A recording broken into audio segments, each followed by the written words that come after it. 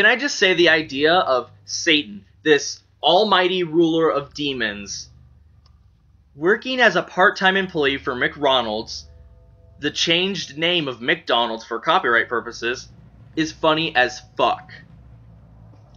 That's right, you guessed it. This is the first impressions to Hataraku Maou-sama, or The Devil is a Part-Timer. It's been on my backlog for a very long time, and if you don't know, I'm a massive procrastinator.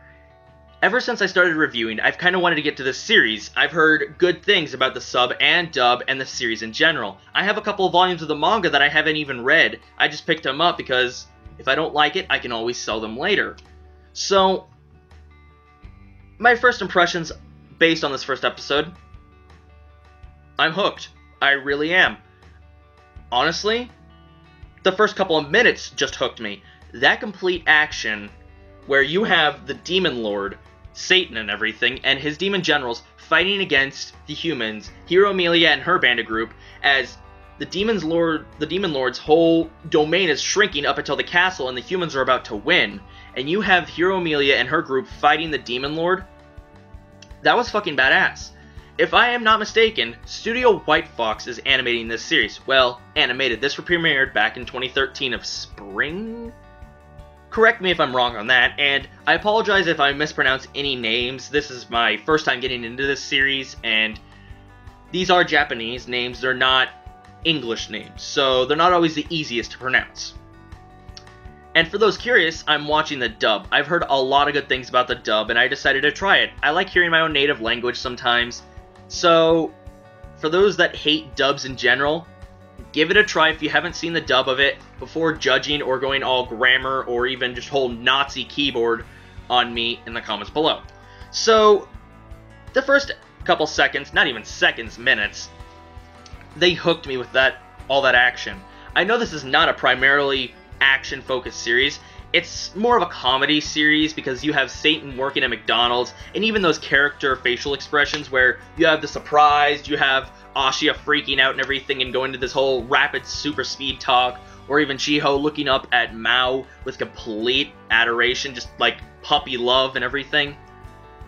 You can tell there's going to be a lot of comedy in this series, but I don't mind. I like myself some comedy series as long as it doesn't reuse jokes or get super boring with that. Now, I will be honest with you guys. I did watch some abridged series for The Devil's a Part-Timer. I have been spoiled on some fights. I have not seen an entire abridged series for this, so I know some of the things that are coming up. I apologize for that. I didn't realize that I was going to end up reviewing this in the future. I thought before I even started reviewing, oh, I can just watch this on my own time. Friends have even been remaking. What is English? Recommending. Oh my god, I fucking suck at English. They've been recommending this anime for ages, and I have only a few friends who watch anime with me. Even then, some of them, they only have seen very few, and they're picky, and if they recommend it, then it has to be good. And this first episode kind of confirms, yeah, it's gonna be good. This was a strong first episode because you have all of this exposition and everything where it's introducing Ente Isla, the world where Satan and Asiel, or Ashia, originate from. And they have to flee to another world because Hero Amelia is about to defeat them, and they want to flee and come back eventually after they recover. There's no sense in retreating and then living to fight another day. So, that's what they do. They go through this, like, dimensional travel or something to another world. They travel to our world, Earth. And I gotta give props to Funimation. They could have just done a universal language. They could have done that. No. Ente Isla has its own language, and Earth has its own language. We have multiple languages on our world. We have to assume they have a universal language on theirs, but it doesn't work for two different worlds. They have what they could consider English in their world or something like that, while we have Japanese, English, Spanish, and all that in our world. So when Asiel and Satan came into this world, I love, even for the dub, they put subtitles and everything, and they spoke a foreign language to the people in Japan. I really do appreciate that, because they could have gone for a universal aspect and not even have to bother that. But the way they constructed that foreign, different world language, I really appreciate that, Studio White Fox and Studio Funimation, or Funimation Entertainment, whatever. So, they have to slowly learn the English and everything, and, well, English and Japanese. They pick it up and everything. And Mao even, they end up getting their own ID, their own place to live, jobs, and they even have goals. They want to, as I find out, magic and demons and Satan and all that are just pure fantasy and stuff like that in our world. So they want to find a way to get magic back, because their magic is slowly depleting, and their forms have shrunk. They've gone from these big, hulky guys, super strong and everything, to these frail human bodies and everything. So it's kind of cool to see how you have this awesome, badass demon lord guy shrink down into a human form, and he's just like an everyday person. And they even form the conjecture that humans may be the basis for everything in the world, for the basis of life. That's actually pretty cool. Now, I love how Mao just hypnotizes the cop, makes him give his money, answers questions about the world, assigns Asio, because Asio keeps getting fired and everything, to find ways to get magic back, to research all these fantasies and mythologies and stuff like that, to find a source for magic so they could return to Ente Isla and reconquer the world. While they also get their own IDs. Satan goes to Sadao Mao, I'll either call him Mao or Sadao Mao, and Asio goes to Shiro Ashia. And Mao, he gets a part-time job at McDonald's, or McDonald's, whatever you prefer, it's just copyright, stuff like that. And he gets so into his work, like he kind of mellows out and all that, you see a little bit, as he spends more and more time in the world. They get this one-room apartment, and they have, oh my god, this beast of a landlady and everything. She's like, oh, I'll just hire you. You can live here. I don't care about your backgrounds. You can have a mysterious background. We don't need to know your background, stuff like that.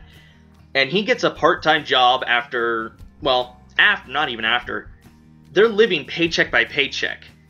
He bought a fridge, he bought a washer, he bought a bike, which are all good investments and everything, but they barely have any food, and they've been eating food brought home from work. And Asya is just like, no, you're gonna get unhealthy. You're gonna die in like 10 years from unhealthy eating, because they eat burgers for breakfast, lunch, and dinner 3 times a day and everything, and they barely have any food. So they're kind of living paycheck by paycheck, and they're experiencing our real world struggles. These almighty creatures who never had to struggle like humans did are being forced to struggle. So I love that aspect of this. And even Hero Amelia shows up in this world. We assume she traveled through the same portal and everything, and she even goes like, okay, can I just talk about how she's basically stalked Satan? He gave her an umbrella while it was raining, which was a very nice move. You wouldn't expect the king of all demons and everything to be super nice to a chick he's never met and give her an umbrella. Well, a chick he, quote-unquote, never met. I don't think he's seen her without her armor up until now. He gives her an umbrella, and she goes to his work and watches him. And she even sees, he was freaking out because the fryer broke, and he was getting super dramatic and all this because he wants to sell the most fries. He wants to become #1. He wants McDonald's to become #1, and he was like, if I do this, I could probably get a raise, I can get more money and all that. And she watches him, because he was going to cast magic to heat the fries, because the fryer had broken. So she was a stalker for a moment.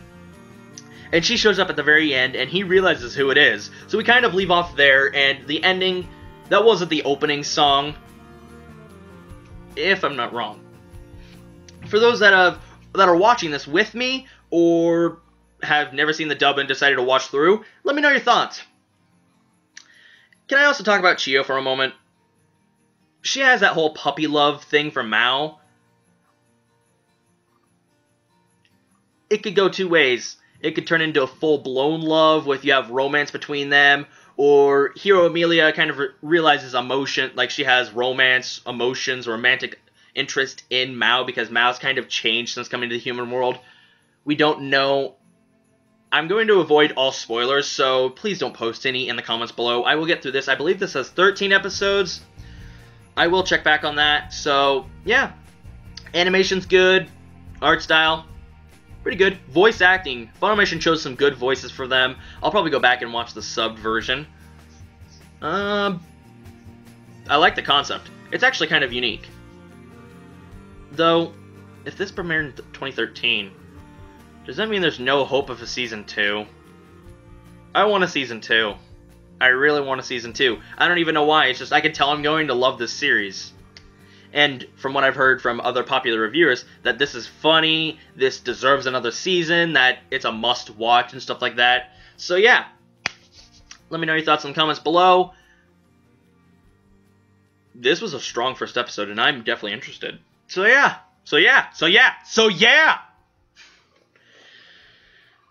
Have a good day. Watch lots of anime, read lots of manga. Check out the links down in the description. You can go check out Devil's a Part-Timer, Ha ta ra ku Maou-sama in English or sub. I will link the dub because that's what I'm watching. I like hearing my own native language, of course. Be sure to leave a like, comment, or subscribe. This is Alex Extinction signing off. Bye-bye, guys. Have a good